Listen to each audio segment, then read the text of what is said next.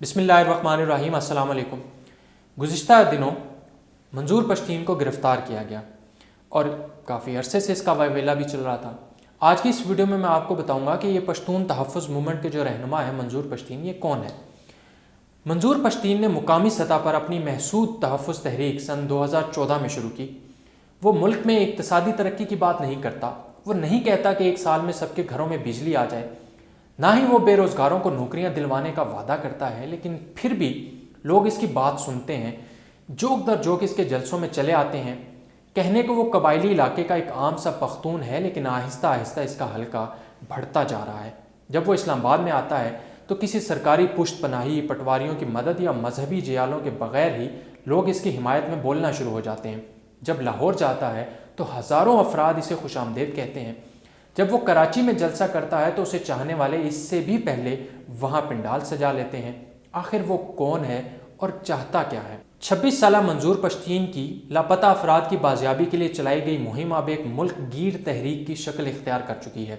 एक ऐसी तहरीक जिसके मुतालिक कहा जा रहा है कि आने वाले दिनों में ये सिविल मिलिट्री ताल्लुकात की सिमत का तयन करेगी। मंजूर अहमद पश्तीन बदअमनी से मुतासरा कबायली इलाके जनूबी वज़ीरिस्तान के एक तालीम याफ्ता घराने से ताल्लुक़ रखता है। सियासी शऊर उसे वालिद से विरसे में मिला। मेरे वालिद स्कूल में उस्ताद थे। वो कभी भी खर फल लेकर नहीं आए। जिस रकम से वो फल खरीद सकते थे उन्हीं से वो एक किताब लेकर आते थे और वही किताब हम सब पढ़ लेते थे। मंजूर ने इब्तदाई तालीम अपने आबाई इलाके ही से हासिल की और फिर बन्नू में आर्मी पब्लिक स्कूल और वहीं के कॉलेज में ज़ेर तालीम रहा। मंजूर पश्तीन के बकौल वो अपने स्कूल के 52 तालिबे इल्मों में वाहिद नौजवान है जिन्होंने मास्टर्स की डिग्री हासिल की। उन्होंने गोमल यूनिवर्सिटी से वेटनरी साइंस में तालीम हासिल की, लेकिन उन्हें कुछ और ही करना था। वज़ीरिस्तान के संगलाख पहाड़ों से शुरू होने वाली अपनी तर्ज की ये पहली अवामी तहरीक की सरबराही उनकी मंजिल ठहरी। मंजूर पश्तीन का मानना है कि उनकी तहरीक कोई नया रुझान नहीं है। ये तहरीक बहुत पहले से उठी थी, बस शक्लें तब्दील होती रहीं। सन 2003 में जब इस इलाके में कार्रवाई शुरू हुई और आम आदमी मुतासिर हुआ तो इनके नुमाइंदे मशरान बोले। वो कहते रहे कि जुल्म ना हो, यहाँ अमन हो, तो उन्हें मार दिया गया।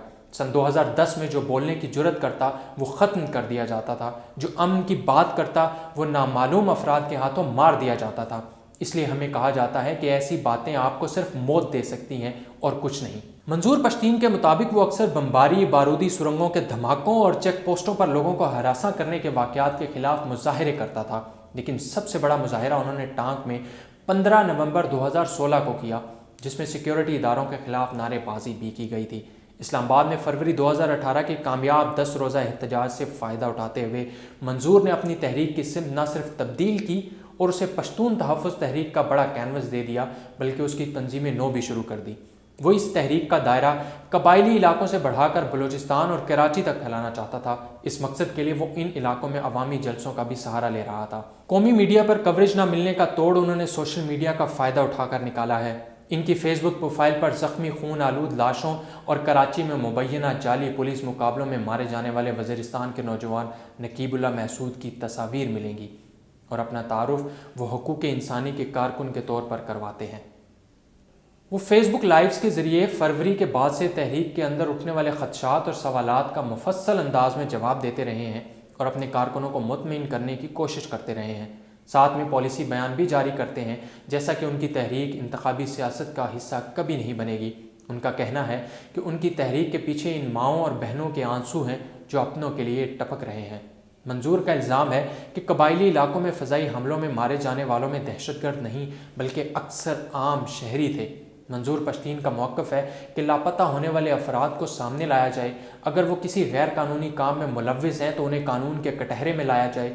यही वजह है कि इनके जलसों में ऐसे ख़ानदानों की भी शिरकत होती रही है जिनके रिश्तेदार मुबैना तौर पर लापता हैं। लेकिन मंजूर पश्तीन पर कई तरह के इल्ज़ामात भी आयद किए जाते हैं। उन्हें मुल्क दुश्मन और रियासत के खिलाफ सरगर्म उनसर भी करार दिया गया है। अफ़गानिस्तान और इंडिया की खुफिया एजेंसियों के साथ रवाबित के इल्ज़ाम भी लगाया गया, लेकिन इस सवाल का जवाब देने के लिए कोई तैयार दिखाई नहीं देता कि लापता होने वाले अफराद कहाँ हैं।